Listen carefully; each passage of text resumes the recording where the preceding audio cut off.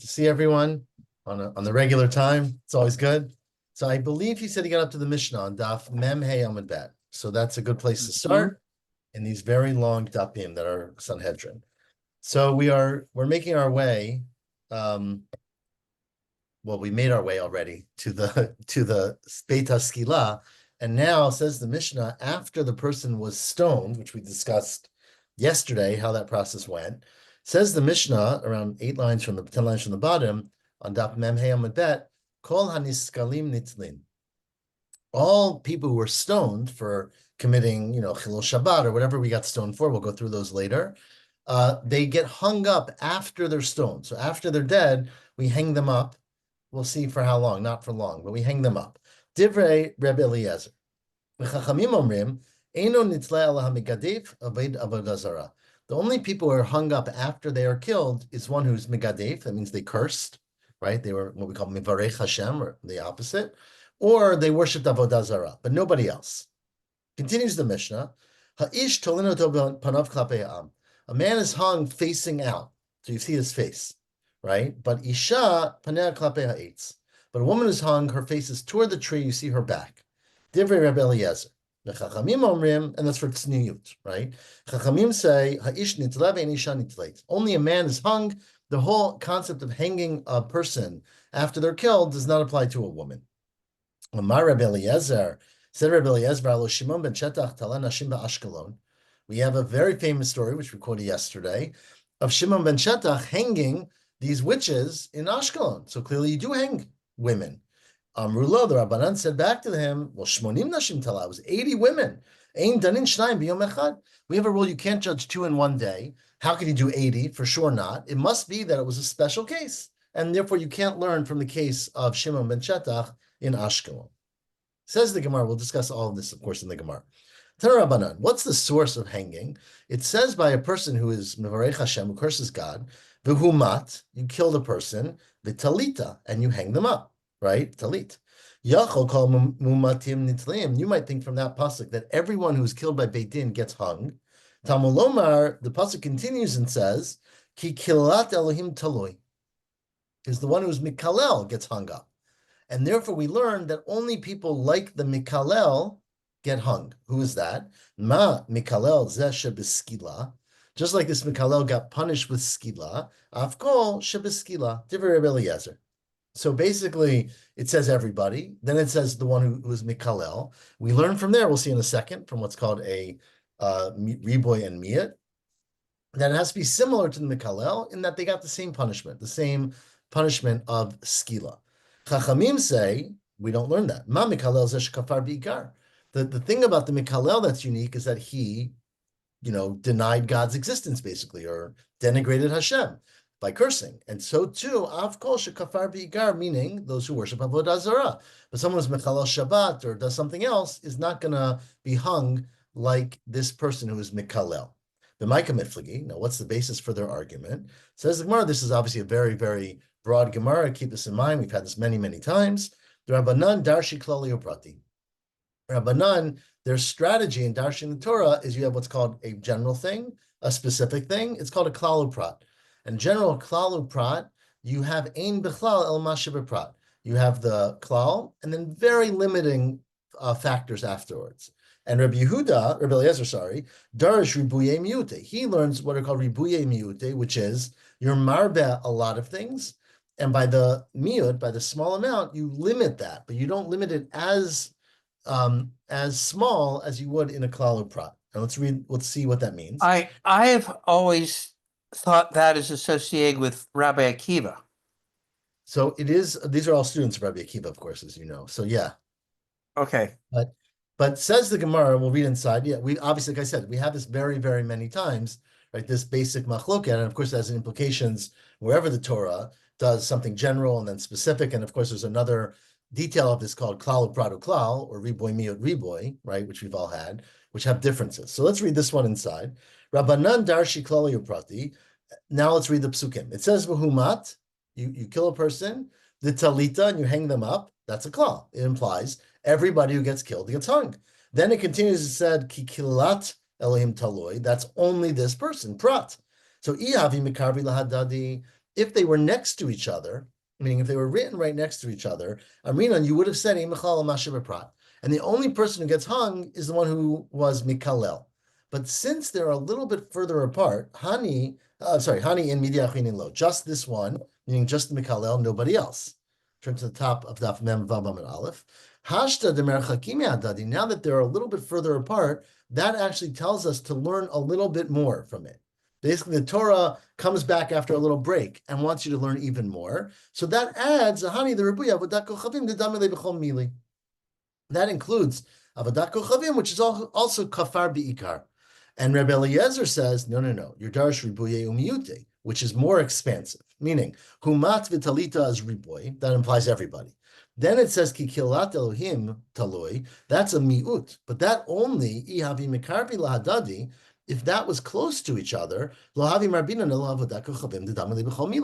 would have said, okay, it only includes from the miut things that are very similar to klala, which is avodat kochavim. But hashta de merchakim hadadi, now that they're a little further apart, ahani liribuye shar niskalim. It comes to include everyone who gets the same death, which is skila.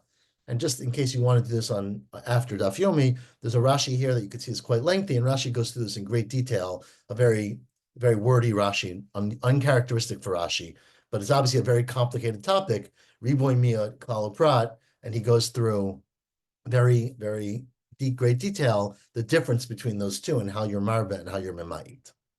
Continues the Mishnah now, 6 lines from the top. Ha'ish tolino to, we said a man and not a woman. There was a machloket. My time with Rabbanan. What's the reason for the Rabbanan who say only a man and not a woman? Right? Where am I? Yeah. Says the Gemara, Amar Kra, because the pasuk says v'talita oto.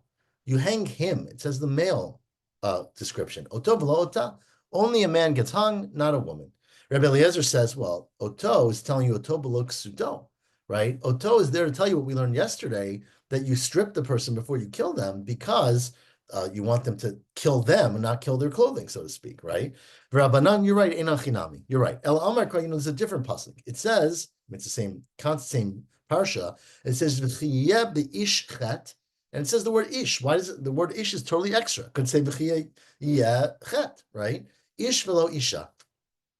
Rabbi Eliezer, hi v'chiyeh be'ish my darish be.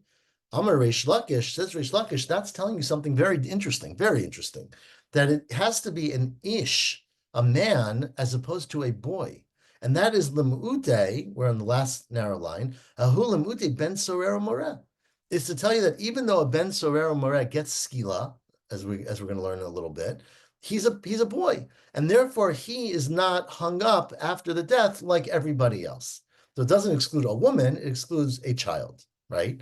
Says the Gemara, but that's not true. But Tanya, the Braita says, the first wide line, Ben Sorera Moreh Niskal v'nitzled, Rabbi Eliezer. Rabbi Eliezer specifically says that Ben Sorera Moreh is hung up after skila. And Amr of Nachman Bar Yitzchak, you're right. The word ish is adding a Ben Sorera Moreh. It's the Rabot Ben Sorera Moreh. Now, how in the world does the word man include someone who's a Ben? Because my time to Amar Kra, because the pasuk says v'chiyeh be'ish chet, right? First of all, we say ish velo ben, so we exclude a ben sorera moreh. But then the word chet implies that you did a sin, meaning, says the Gemara, mishal chet o neharag, someone who's killed because of the sin that they did. And remember, a ben sorera moreh is not killed for their sin, as we're going to learn 2 prakim from now in Perak ben sorera moreh. All ben sorera moreh is he steals a little bit of money, eats some stolen meat. He doesn't do a capital a crime. We kill him because of what we're afraid is going to happen, right? Yatza ben sorero moresh al shem sofo neharag. A ben sorero moreh, a deviant, a wayward child, gets killed because of what we think is going to happen. So therefore, basically, the Torah says only if you're a man, and only if you did a sin. Now that is what's called a miut achar miut, right? One excludes a ben sorero moreh, the next one again excludes it, and the principle is havi miut achar miut ve miut achar miut el rabot. Whenever the Torah comes and excludes the same thing, one after the other, in fact, what it's telling you is to include that thing. And so the word ish is actually there to tell you that you do kill, not kill, you do hang a ben sorer umoreh. Again, all these great principles that are very important in Drashot. Continues the Gemara at the 2 dots. Amar lehen Rabbi Eliezer. Rabbi Eliezer said, how could you say a woman's not hung? Right, he hung the witches. Amr of Chisda, no, sorry, and then the Mishnah continued and said, that's not a proof. It was clearly a horat shah, a special circumstance, because you never killed two people on one day. And he killed 80 people. Amr of Chisda, well, when we say you don't kill two people in one day, it's only if they have different deaths, meaning one gets sayif, one gets their head chopped off, and one gets stoned or burned or whatever. Because, you can't properly concentrate on two different things, two different kinds of mitot in one day. But you can do, if everyone's getting the same punishment, you can do it in one day. But the whole story of Shimon and Shetach, they all got the same punishment. And that was the proof that you can't do it, right? Shimon and Shetach was they all got skila, because they were all witches, right? Which is witchcraft or whatever, sorcery, you get skila. And the proof of the Mishnah is, the Mishnah said that in a normal circumstance, you wouldn't have judged them all in one day. Ella says, well, you're right. Clearly, you can't judge 80 people, even if it's the same mita. This is what the Rav Chisda meant to say. Lo shanu, that you can't do two in one day. Alba mita achat ke'en shtei mitot. Then you have one type of death, but it's for two different crimes, right? Two people get skila, but one is because they were mechalal Shabbat, and one is because they were oved avodah zarah, right? So those are two different things, even though it's the same punishment. V'hechidami kigon shtei averot. And the witches, Rashi points out, Tosas too, that, there's all kinds of there's many ov, yidoni, chaver, right? There's many different things that you can do wrong when you're in part of witchcraft. So they all did different things. If everyone was accused of the same crime with the same punishment, then you could do many on one day. Says the Gemara, is that really true? Matav Rav Ada bar Ava, the Breita says, this is a Tosefta, Ein danim shnayim biyom echad. You could never judge two people in one day. Afilu no'ef no'efet. Even people who commit adultery, the man and the woman, which is usually the same punishment, right? The male and the female get the same punishment. So why not? Why can't you do it two in one day? If the principle is that you could do two if they have the same crime and the same punishment. Says Rav Chisda, because there are times where they don't get the same punishment. Rav Chisda bebat kohen bo Allah. Remember that a bat kohen is a very special halacha that she gets streifa, right? And the one who sleeps with her does not get streifa. He gets either chenek if she's a nisua or skila if she's an arusa, right? So it's by bat kohen, the woman will get a different punishment than the man, and therefore you can't judge her and him on the same day. You have to push it off to 2 different days. Oh, the bat kohen is omei, or a case where we just love to bring this case to confuse you. Bat kohen and the people who are zomimim of the zomimim, meaning 2 Adam came and said this bat kohen was mizaneh, and the man is not part of the picture. We don't know where he is. He's dead. Whatever it might be. Of course, if they are telling the truth, right, then she'll get streifa. She'll get burned because she's a bat kohen, right? Then Edim zomimim come, and they say, well, how could these witness pair number 1 testify they were somewhere else? So if that's true, then the Edim get the punishment that they wanted to give the woman. But there's a halacha that the Edim Zomimim of a Bat Kohen don't get Sreifa, they get Chenek. So we would have then given her, or they get whatever the husband would have gotten. We then would have given those people a different punishment. And if Edim Zomimim came on those Zomimim, then so now remember, there's pair A, there's pair B who are the Zomimim, pair C are the Zomimei Zomimah. If pair C comes, they cancel out B. And now A stands, so the woman gets killed, and B gets killed because they tried to lie, right? So now but they'll get different punishments, because B will get whatever punishment the husband would have gotten, even though he's not here, and the woman gets sreifa. So just a complicated case, but again, a case where they get different punishments. Tanya now says the Breita, Rabbi Eliezer ben Yaakov Omer, Rabbi Eliezer ben Yaakov said, Shamati, I heard, Shebeitin makin v'onshin shalom min haTorah, that there are times where the courts can punish a person and penalize them against what's in the Torah, not from the Torah. But says Rabbi Eliezer ben Yaakov, lo la'avar al divrei Torah, not because the rabbis can make up new things. You can't argue with the Torah. El kedei la'asot siyag l'Torah. They have discretion to punish, to make a boundary again around the Torah. U'maaseh, we'll give you examples. Maaseh be'achad sherachav asus b'Shabbat b'mei Yevanim. During the Greek times, right, one of the big principles, unfortunately, of the Greek was that they said you can't observe Shabbat, right? We always know that. And excuse me, so it became really important to keep Shabbat. And there was a person who rode on a horse, which is not a capital punishment, riding on a horse, right? Only reason it's prohibited, we say you might pull down a branch, right? It's not a shvut, basically, but because of the time and the sensitivity, where am I? Hayvio lebeitin, they brought him to court b'sakalu, and they actually stoned him, even though that's not really the punishment. Lo mipnei sherot lekach, not because it was an appropriate punishment. Ela shahashat shicha lekach. They needed to make a statement about the importance of keeping Shabbat. And shuv maaseh ba'adam echad, there was another story with a man, we don't know when. Sheitiach et ishto tachat teina. He slept with his wife in public, or a woman in public, underneath the fig tree, right? The fig tree is not so important in this case, but he, which is not, it's not appropriate, it's embarrassing, but it's not a capital punishment, right? Or it's not any punishment in the Torah. There's nothing prohibiting that, but they thought it was wildly inappropriate, and maybe it was a time, where there was public nudity and things like that they were concerned about. They brought him to court, and they actually hit him. They gave him makot. Again, lo mitnei shero ilakach. There's no prohibition in the Torah on public, behavior like that. Ella shashat tzricha lekach. That was what the time needed, and so the courts are allowed to do that. Of course, the question of who decides is unknown right now, right? So that's up to the court. But they didn't do anything to his wife. That's a good point. I'm not sure. It does not say anything about his wife. Maybe they thought she didn't have a choice. I don't know. Continues the Mishnah now on Daf Mem Vav Amud Aleph. We're perfectly at a Mishnah. Says the Mishnah, what's next? So we just said in the halacha, which again is a very unusual halacha, all this is pretty unusual, that after we take a person, we convict them, we bring them to the Beit HaSkila, right? When we bring them out, we have the horse ready to come if they have any claims of innocence. We then stone them by pushing them down and putting the rock on them. After we stone the person, a man according to everybody, maybe a woman according to some, we take the body, the dead body out, and we hang it. Okay? Now, as a machlok in the previous Mishnah, is it just if you've done the crimes of kilalat Hashem and avodah zarah, or is it all skila, all anyone who gets skila, not any other death, but all people get skila? Says the Mishnah, how do you do it? Ketzad tolinoto. How do you hang a person? Now, of course, you hang a person on a beam, right? A piece of wood. So mashki'in et hakora be'eretz. You would take the beam and you would sink it into the ground so that it doesn't move around.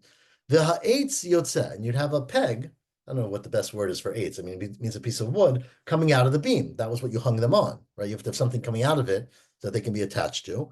Umakif shtei yadav zu agav zu. You would tie their hands one to the other, and you would hang them by their hands. Okay, remember we said either forward facing or backward facing. The toleoto, and you would hang the person up. Rabbi Yossi says that actually the beam was not in the ground. It was off the ground, leaning against the wall. Hakora muta al hakoto. Well, we'll see why in the Gemara. He said that you wouldn't actually put the beam in the ground. You would put it out of the ground, leaning against a wall, and then a peg coming out of it, and hang the person from the peg.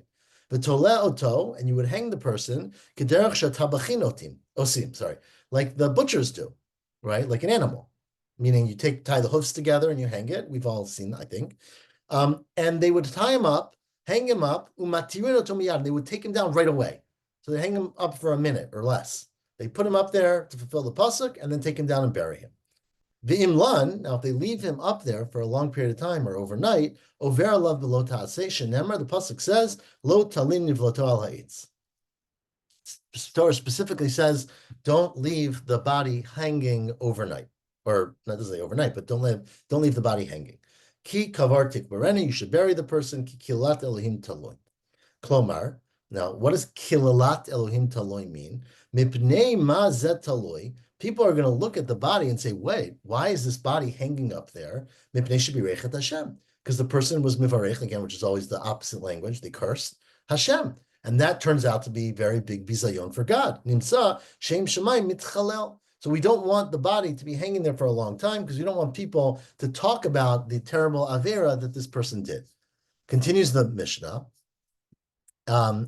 Amar Rebbe Meir, says Rebbe Meir, you darshan this pasuk, the word kilalat tells you about how God feels when someone is hanging. Bishash adam mitztaer, when a person is suffering, and this person is dead, but a person has gone through pain, shchina malashon omer, what does the shchina say? Kalni miroshi, kalni mizroi. We'll see in the Gemara what this means, but kalni means that I'm in pain or I'm heavy in my head, I'm heavy in my arms, right? I'm very distressed. Says Gemara, interesting, and that's what kilolani means. We'll see in the Gemara. Im kain hamakom mitztaer al daman shel rishaim shenishpach. So is what Hashem, the Shechina, says about rishaim who were killed. Right, this person was killed because of an avera. Kal v'chomer al daman shel tzadikim. Think about how pained God is on the blood of innocent people, or not innocent, tzadikim, of righteous people. So we'll discuss it in the Gemara. Continues the Mishnah though, lo zu bavad amru. They didn't just say this about a person who was killed by Beit Din. Ela kol hamalinat meito verba lo taseh. Anyone who now not hanging, right? But anyone who leaves a dead body overnight or too long is over a lo taseh, because it says lo talim nivlato. Don't leave over, like we had in this week's parsha, right? With Carbon Pesach. Don't leave it overnight. You can't do that for a person who died. Now, however, 5 lines in the bottom, let's say you leave the person over for their honor, because you have to prepare for the burial, avilo aron, to bring a coffin, or tachrichim, or clothing for the mate. Then in over alav. Then of course there's no avera, because you're doing it not for no reason. You're doing it for their benefit. Now continues the Mishnah. Back to the person who was killed. We would not take the person down from the hanging and bury him in his familial plot. They had 2 court-appointed cemeteries for people who were killed by Beit Din. One for those who got killed with a sword or by strangling, which we haven't discussed yet. And one for what are the more strict mitot Beit Din of sreifa, burning and stoning. Now, so they buried the person in the right cemetery. Nitakel basar. Once the flesh was nitakel was consumed, was eaten up, I guess. Decomposed. Thank you. That's a much better word. Decomposed. Milakdinat atzamot. They would gather together the bones, the kovrinoto b'mikoman, and they would take them to their home cemetery and bury them with their family. After the person was killed, the relatives were supposed to come and ask about the peace, meaning make peace with the judges, ub'shlom ha'edim, and the witnesses who contributed to their death. Klomar, to say, she'ein b'libenu alechem, we don't have any claim against you in our heart. Shedin emet dantem, we trust that you did the truthful din. And continues the Gemara on a Mishnah on Daf Mem Vav Amabet, lo hayamit ablin. The family did not sit shiva. They did not have regular avelut, because we don't want to have public avelut, because we'll see in the Gemara, avelut is a kapara, but this person is supposed to get a kapara with their death. Avelut, right, helps from that. Aval oninim, but they would be oninim, which is private. They would act as mourners in private. She'ein aninut ela belev, because aninut is belev, but we did not want any kind of public display of mourning, because it takes away from the kapara that the person gets from their death. Tanu Rabbanan. Now says the Braita. Let's get into this details of hanging a person who's been killed by Beit Din. Says the Braita. It says in the pasuk. Before we read the pasuk, it said if a person sinned, then you hang them. I would have said that you first hang the person up and then kill them, as was all too well known in the Roman times. As the Romans were very fond of doing what we call crucifixion, right? Where you hang someone up alive and they die almost through that way, which is quite horrible and was obviously very, very common, unfortunately, in that time. So that's what you would have thought. Talmud Lomar, therefore the pasuk says, "V'humat." First he dies, you kill him, and then talita. First you kill him with the skila in this case, and then you hang him. Haketzad. Mashin oto ad samuch l'shkiyat hachama. Because we want them to hang for the least amount of time, you basically delay the judgment until the end of the day, close to shkiyat hachama. V'gomrin et dino, and then you finish the din, 30 minutes, 20 minutes before Shkiat Chama. Mimitinoto, then you kill him. V'achar kach tolinoto, you then hang him up the way we just described it. You tie the hands together and put them up there. Echad kosher v'echad matir. Basically, one man goes and ties the person and hangs them up. The next person comes 1 minute later and takes them down. Basically, you want to fulfill the mitzvah, but do it with the least amount of time and bizayon for the person. And so you put him up and take him down at the end of the day. As Rashi explains, if you did it earlier in the day and you left him hanging for 6 hours, we're afraid people would forget and they wouldn't go back and untie him. So you want to do it at the end of the day where you can't leave him up there. Tanu Rabbanan.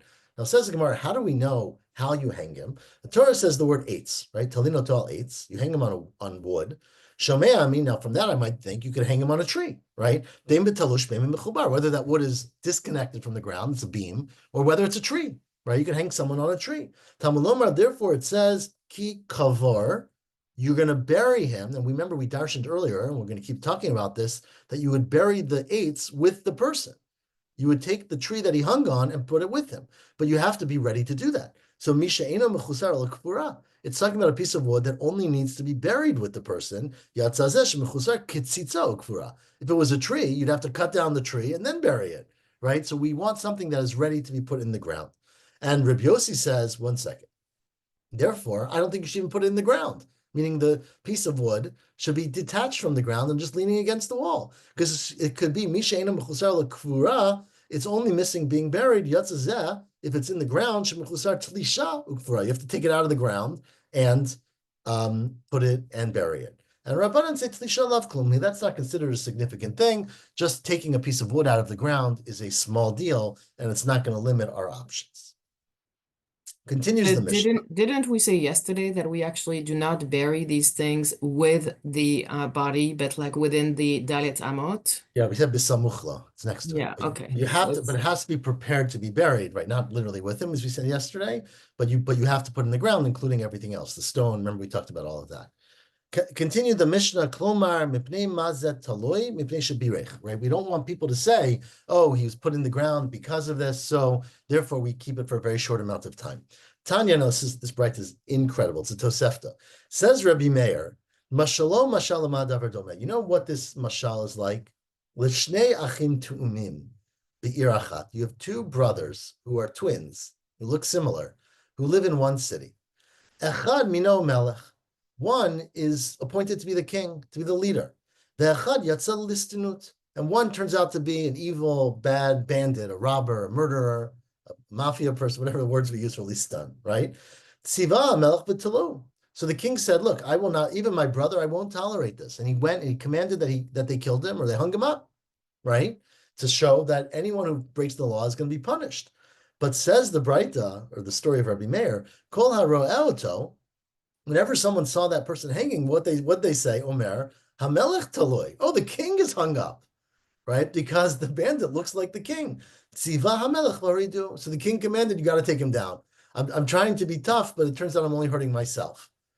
So the great thing about this mashal is, of course, in this case, God is the king, and the person you killed is the brother, right? So it's quite an example that somehow, as Rabbi Meir puts it, hanging. Okay, thank you, Charlie. Hanging a person is a bizayon for God, because ultimately, Adam, Rashi says, is B'Tselem Elohim, is created in the Tselem of God, and so it basically brings shame on Hashem when a person who's evil, like Mussolini, is hung, and so therefore we try to minimize the amount of time they're hung up. Anyways, continues the Gemara Rabbi Meir that this is when Hashem sees a person being hung up, it says what the Shechina suffers, God suffers, and it says Kalni Meroshi, right? So it says Gemara, how do you see that? My mashma, what does that mean? Amar Abaye, Command Amar Kalet. Kalni means kilalat, means I'm light, not, meaning I'm heavy. Amalei Rava, so then why don't you just say, I'm heavy? And Cain, Kavedalai Roshi, Kavedalai Zroi, say that, like when someone is sick, they feel their head's very heavy, right? So that should be what you say. Why say not light, right? Nibailei. Amar Rava, Command Amar Kili Alma. It's like someone who says, I feel heavy, the world is light, meaning the world is circling around. Like you feel, when you feel out of it, everything else is considered to be very light. So therefore, that's what God was saying. This is what the Gufa. But But the pasuk kililani is necessary. It's not extra. Imkain nimakra mikalel. No, the pasuk could have said not kililani. Ki kilalat Elohim, right? It should have said mikalel, the one who cursed. My kilalat. So it's telling you that God is saying, I am in pain from the person who is being punished. Maybe that's all the pasuk is meant to say. In kain nimakra kalat. They could have just said the singular. My kilalat shmamina tarti. So you see that God also suffers when this Rasha is killed, even though he's a Rasha. And as the Mishnah said, if that's how God feels about Rishaim, can imagine how much God suffers with the pain of Tzaddikim. Below Zu Bilvad, said the Mishnah, Amar Rebbe, we said, but even not a person who's in Beit Din, not a person who's killed by Beit Din, you can't leave the mate overnight, right? You can't leave a body. Amar Rabbi Yochanan Mishum Reb Shimon Bar Yochai. It says Rabbi Yochanan, very famous and beautiful Gemara. It says Rabbi Yochanan in the name of Reb Shimon Bar Yochai, Minayin the Malina to Meito Shabar La Velotase. How do you know that if you leave a body overnight, that you're chayav a lotase? Tamalomar, because the pasuk says, Ki kavar tikbarenu. It says by this case, right, you have to actively bury the person, meaning, from here you see that if you leave a body without burying it, you leave it out. Again, burying is, we're going to see in a second, burying was pretty complicated in those times, right? They didn't have the same ground that we have or ability, but burying means putting a body underground or in a cave or somewhere where it's hidden and it's not exposed to the elements and animals and things like that, and you don't see it decomposing, right? All things which are thought to be very much a bizayon for the body. Ikadamina, some have this the following way. We're the third to last narrow line. Amar Rabbi Yochanan Mishum Reb Shimon Bar Yochai, Remez likfura min haTorah minayin. Where is there a hint in the Torah that you're supposed to bury a body? Tamalomar ki kavar tikbarenu. It says you should bury the person. Again, it's a specific case here, but it's remez mikan remez l'kfura min haTorah. Now there was a case. Amar le Shvor Malka the Rabbi Chama. The Shvor Malka once said to Rabbi Chama exactly this question.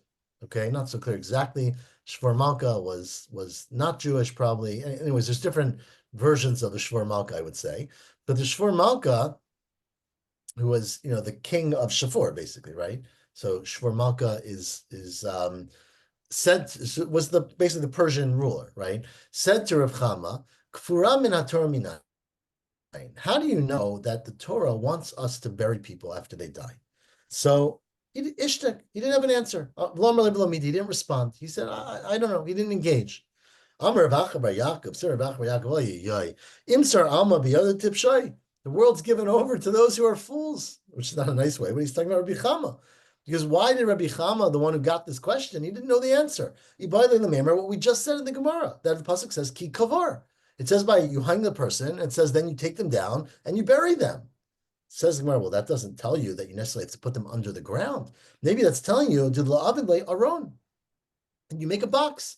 You put them in a box on the ground. But it doesn't tell you that they have to go inside. No, not so clear what you would gain by doing this box, right? Then either put them in a box that's covered, which is not so clear, or at least there's sides, right? Animals can't get in so easily.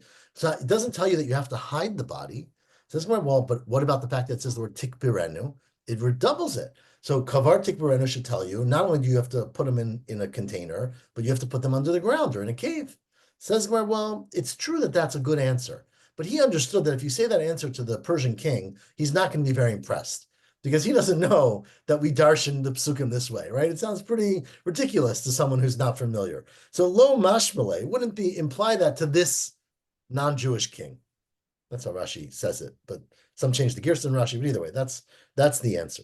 Says Gemara, okay, well, that's not a proof, but why didn't he say to the king, well, what about the fact if you read the Bible, right, if you read the Torah, we're constantly burying people, right? Sarah, Abraham, Yitzchak, Yaakov, etc., right? They make a pretty big effort to bury people. Meima mita ikbar tzadiki.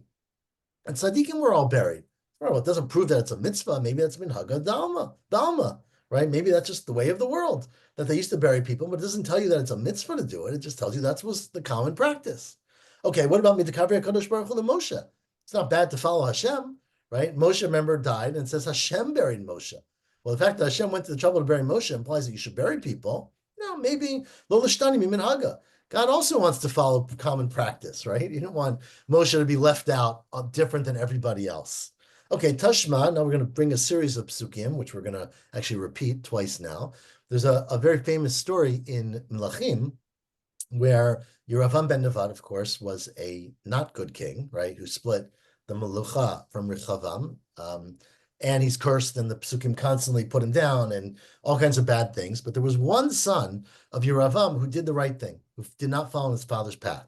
And the Navi, the son was Achia, right? And the Navi prophecies about this son that he's going to merit to be buried unlike the rest of his family. So it says the following: V'safdulo kol Yisrael, all of Yisrael will make a hesped on this son of Yeravam, v'kavruoto, and they will bury him, unlike the rest of his family. Now that implies that there's a mitzvah to bury. It says, well, again, maybe that was just the custom. Okay, there's another pasuk. This is way later in Yirmiyahu, where Yirmiyahu says, you're going to all be punished and everything's going to be terrible. And lo yisafdu, you won't get a hesped, you won't get a eulogy. V'lo yikfaru, and you won't be buried. You'll be laying on the ground. Again, so that implies that it was common practice to bury people. It's true, it was practice, right? But it doesn't mean that it was required. That's all. Yirmiyahu was giving them a curse, basically, that they would not get common practice. But none of this is a proof to the Shvar Malka that you have to bury someone, even though we think you do, by the way, from Kikovar Tikvarenu. Okay, says Gemara, well, we don't have a good resolution there. But while we're on the topic of how you treat people after they die, Iboilu, they had a very interesting question. Kfura, the Torah says, we said from the word kavar tikvarenu, that you're supposed to bury a person. Why are you supposed to bury a person? Is that mishum bizyona? Who? Is it because leaving a body out, watching it decay, smelling, animals eating it, that's obviously a very big bizayon. But now Rashi understands, or Tosfos really speaks it out, for the family, right? It's a bizayon to watch the grandma out there just sitting there dead and being, etc., everything that happens after someone dies. Oh, mishum kaparahu. Or is it because putting a person underground in some aspects is like, is denigrating them. It's saying you used to be alive and part of this world, and now you're being put underground, and it's a negative for the person, and therefore it gets them a kapara. So what's the reason? Do you bury a person for their kapara, or because it's not covered, it's bizayon to have a dead body laying out? It says, well, who cares? My nafkamina. Well, let's say a person before they died said, I don't want to be buried. Right? Lahu gavra. Person said about themselves, don't bury me. Let's say it was very expensive or it was a time of war, whatever the thing is. The person says, I don't want you to bury me. So if it's because of their kapara, they don't want to get a kapara. So that's their choice. They chose it when they were alive. You don't bury them. But if it's because of bizayom, there certainly is bizayom for the family and for the people around them if they're not buried. Imisham, misham bizyonahu, then it's not up to them. Local kimine. They can't just decide that they don't care because the rest of the people do care. People are still alive. But mishum kapara hu amar mishum kapara hu amar lobina kapara. The person said, I don't care. So then you would not have to bury them if that was the reason. So we don't know the answer. So let's try to prove. So wait, you say you don't have to, but if you want to, would you still be able to? Meaning because the person said you don't do it? Yeah. Presumably, yeah. I mean, presumably you could. You just wouldn't have to. But I don't know. I mean, even if the reason you bury a person is for their kapara, and they said they didn't want a kapara, it could very well be that if you don't want the body lying around, you don't have to leave them there, right? So that's the question: is the main rationale for their kapara, or is it for the bizayon of a body lying around? So Isn't there a mitzvah to fulfill people's last wishes, though? There is a mitzvah to fulfill their last wishes, but I guess you have to balance that against whatever negative it is for you, right? The people still alive. Yeah, so what if someone wants to be incinerated? It's a good question. I don't know the answer. I mean, we have halachic reasons why we don't do that, but let's read to the end of the Gemara. Maybe we'll figure it out. It seems like we do paskin, of course, that it's mishum bizyona, not of course, but it's mishum bizyona, and that you don't listen to the person who says they don't want to be buried. But we don't know that yet. Tashma says, well, let me try to prove it. Midi ikber tzadiki. Look, we buried God. The Torah talks about burying the tzaddikim, the avot, and people like that. Now, iyam mishum kapara. If the reason you're burying someone is so that you could basically put them underground to show that they're being punished, essentially, and put in hell, maybe, and that's a kapara, kaviyachol, right? Then the tzaddikim need a kapara. Tzadiki the kapara tzrichi, do they need a kapara? The Gemara of course they need a kapara. Everyone needs forgiveness. Tichtiv, as Pasuk says in Kohelet, Adam ein tzadik b'aretz sheyasatov le'yechita. There's no person on the earth who's done only good and not sin. So yeah, you can't prove that that it's done for other people just because we buried the tzaddikim. Tashma, okay. So now we quote all the psukim that we had before, right? It says about the son of Achia, the son of Yeravam, right? Avia with the bet. Avia, the son of Yeravam. V'saftulo kol Yisrael b'kavruoto. And on the side, I don't know if everyone has this, it really quotes the rest of the pasuk, right? Because the rest of the pasuk says, I'm reading it from my Gemara, which has it on the side, v'kavruoto ki zeh levado yavo Yeravam el kever. Right, this is the only one of Yeravam's family that will get buried. Right? It says Gemara, why aren't you burying the rest of the family? If they're Rishayim, bury them so they can get a kapara. You should bury everyone in the family so they can get a kapara. It says Gemara, well, 1 second. Not everyone deserves a kapara. Hi, did Tzadiku, this son of Yeravam Avia, who is righteous, he deserves to get a kapara in his death. Tabile kapara. Hanach, the other children of Yeravam and the other family of Yeravam, they died in their rishut. Lo havile kapara. They don't get a kapara. Okay, what about the next pasuk we had from Yirmiyahu? Tashmat says lo yisaftu v'lo yikaveru. It says, well, why don't you bury them? Right? Don't you want them to have a kapara? It says, well, that's exactly the reason. The lo tahavile kapara. What Yirmiyahu is saying is we don't want them to get a kapara because they were wicked. So you don't prove it. We don't have an answer. But like I said, it seems, at least from I don't know the halacha, of course, but maybe not, of course, but I don't know the halacha. But it seems like we don't listen to the person. And even if they say, I don't want to be buried, you have to bury them because, as we say, mishum yakur dechaya, because of respect for those who are left behind. This does not address the question you asked about cremation or burial, right? Continues the Gemara, one more question, which is around 10 lines from the bottom. Ibayla, what about a hesped? Right? Obviously, we've seen in all these psukim, you bury and hesped come together. Why do we do a hesped? Why do we do eulogies for a person who died? Is it Yaakov Dechai Havi? Is it for the benefit and the value of those who are alive, meaning they should be honored by talking about the person who died and by commemorating that person? Oh, Yaakov Deshichni Havi? Or is it for the benefit of the one who died? And why nafkamina? Why does it matter? Let's say the person said, I don't want a hesped, right? Damar lo tispedula hu gavra. Let's say a person said, don't say hespedim. So if it's for their benefit, they get to choose. But if it's for their family, they can't choose that. It's taking away from people what they doesn't have a right to take away. Inami or lafukim yorshim. Let's say, remember, it costs a lot of money. You have to hire a rabbi or a person to say a hesped who's got to do research and come up with a beautiful speech and a sermon. It costs money. Who's got to pay? Right? Let's say the yorshim say, we don't want to pay. Right? So if it's done for the benefit of the person who died, then they could say that you have to use it from his will, from his estate. If it's for the people who are living, they have to pay, right? And they would have to, sorry, the opposite, right? Yeah, I don't know if I said it the right way. If it was to honor the person who's not alive, right? Then you can, you force the family to pay for it because they have a responsibility to the one who died that doesn't go away, even if they don't want to pay. So you would force them to pay. If you're doing it for them, they could say, we don't want it. We're not willing to pay. We'll give up on our covet of our grandmother and save the $1,000. So they would have the choice to do that. So Tashma, so we try to bring the proof from the similar psukim. We introduce a new one now, where it says, remember, a very famous pasuk in the beginning of Chayei Sarah, Vayavo Avraham l'spod l'Sarah v'livkota. Avram came, and we always darshan, where did Avram come? He was somewhere else, right? Avram wasn't there. The Medrash says he was at that Kedah, right? And he came to bury Sarah and to give a hesped. Now, if the reason, remember, the question is, was the hesped for Sarah or for Avram? If the hesped was for Avraham, who was the survivor from Sarah, right? Then we don't talk about Yitzchak.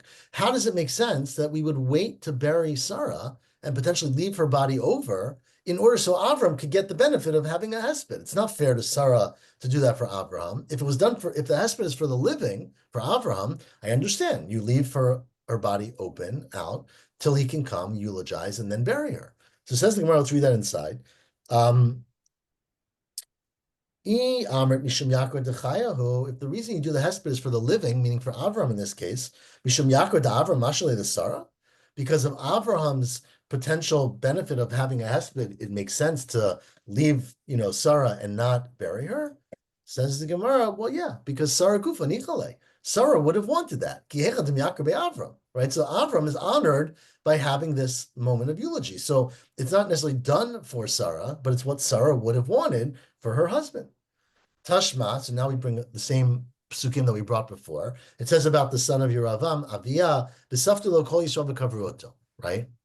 They did a hesped on him and then buried him. Now, if the hesped is done for his relatives, remember, all of his relatives are the sons of Yeravam who are terrible. Yamr, Misham Yaakov Dechayu, if you do it for the benefit of the ones who are still alive, meaning the family, Hanach Meyakuninu, is this family of Yeravam worth honoring? Says the Gemara, well, it is worth it because Nichalulit Tzadikaya Dimyakir Bu Inchi. A tzaddik, like this son of Yeravam, Aviyah, wants other people to get honor from them. So he would have wanted that family to get some honor in his death, even though they're not good people. Tashman, again, the next pasuk is Lo Yisaftu Lo Yikavero. Again, what it means is that you don't say a hesped because Lo Nichal Tzadikaya Dimyakir B'Shiaya. The people who are remaining, or the tzaddikim, don't want to have a hesped that's going to make them more honored on the account of those who are wicked. Tashma, let's bring one more proof. We're 3 lines from the bottom, because then I got to run. It says, this is a new pasuk that we're introducing, which says by Yirmiyahu said this to Tzidkiyo at the end of the bayit, right? First bayit. He said, Tashma, Yirmiyahu said to Tzidkiyo, Bishalom tamut. You're going to die in peace, meaning not violently. They will burn you the way they would burn with your, not they didn't burn the body, but they would burn around it. It was a whole procession with fire. They will do that burning like they did for your fathers. V'hoi adon yisaftu, and there will be a great eulogy saying, whoa, this was our master. Now, if the whole purpose of the eulogy is for the people alive, why is this a big blessing for Tzidkiyo that people are going to get a lot of comfort from his death? He doesn't care. Why is Yirmiyahu saying you're going to enjoy this great benefit? It's not a benefit to him, it's a benefit to the people alive. Says the Gemara, yeah, it's true, but this is what Yirmiyahu was saying to Chizkiyo. Liyakri Bech Yisrael, right? You are going to be honored. The Yisrael is going to be honored through you, the way you were honored by your fathers, meaning the same way you got honored by the ceremonies of the funerals of your kings who came before you. Bnei Yisrael will treat you the same way. You're meaning this whole nevuah is that you're going to die like your fathers, and you will be, Bnei Yisrael will get the kavod of your funeral the same way you got the kavod of the funeral or the hesped of your forefathers. So we are, at this point, not quite convinced one way or the other. I have to run, unfortunately, so we're going to stop here and pick it up tomorrow at the top word on Daf Mem Zayin but Aleph Tashma, which we are going to still try to resolve this question. You can do it tomorrow night. Tamir asked for tomorrow night. Can anyone, I'm okay. It's not as good for me, but I can do it. But what's the I can't do tomorrow morning. Tomorrow night, I could probably do it later, not early. What is later? 7:45 later for you? 7:45 p.m. probably be okay. Okay, well, we got to vote around the horn here. Anyone else? I mean, for me personally, the morning is better, but if I miss it, I'll catch a recording. Go ahead, I'll catch up. Well, one second, James gets the final vote, I think, here. Please don't count on me, no. We're counting on you. What do you mean? That's the wrong answer. I'm not sure I can make 7:45 p.m. come to think of it. I might be able to, I might not. I can either commit for morning or evening, sorry. All right. Let's do the evening. We're going to do 7:45 p.m. and I'm going to count on James being there. For what Thank it's worth, in the Parsi religion, the bodies are not buried traditionally or cremated. They are left out to be eaten by vultures. Well, that is not the want to Jewish hear tradition. that. So we may be I'll- distinguishing ourselves from the Persians. Right. Yeah. Well, maybe that's why the Shvar Malka was asking the question, right? Why do you care? Yeah, so he much was about it? he was that religion, yeah. Right. Okay, I've got to run. Shavuot Tov, everyone. Thank Tov. you, Shabbat Tov. Good night. Good night.